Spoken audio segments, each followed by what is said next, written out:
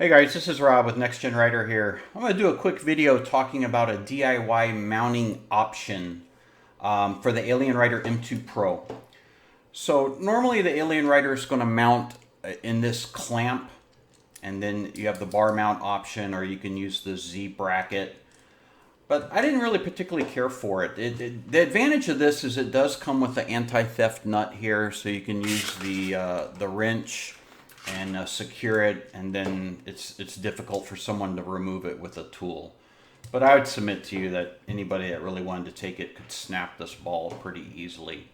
But you know, it does have some value there for anti-theft. But where I ride, and you know, it's not really an issue for me, and I prefer the flexibility of a ram mount.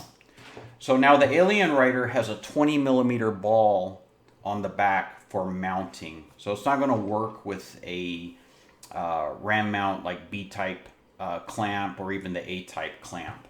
But what's available is MotoWolf sells these little kits. There's a couple of different ones. I have the one for mounting a camera, but there's another one that's for mounting a cell phone, has a cell phone holder.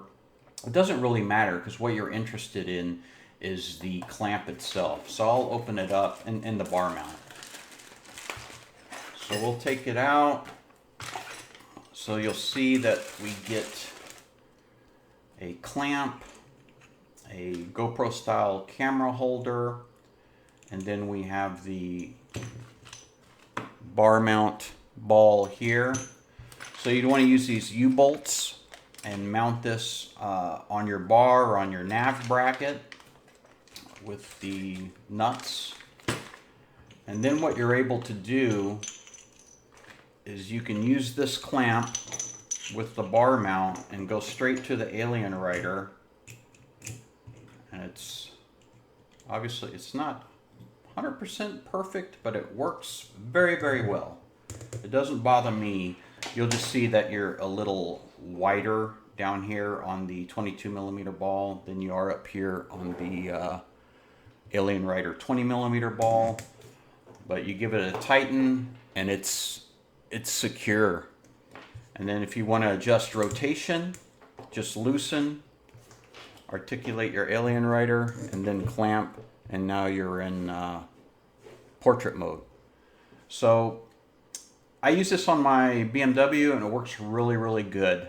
I think these are somewhere in the neighborhood of 20 bucks on Amazon, and you can get away from this thing and get to a ram style mount.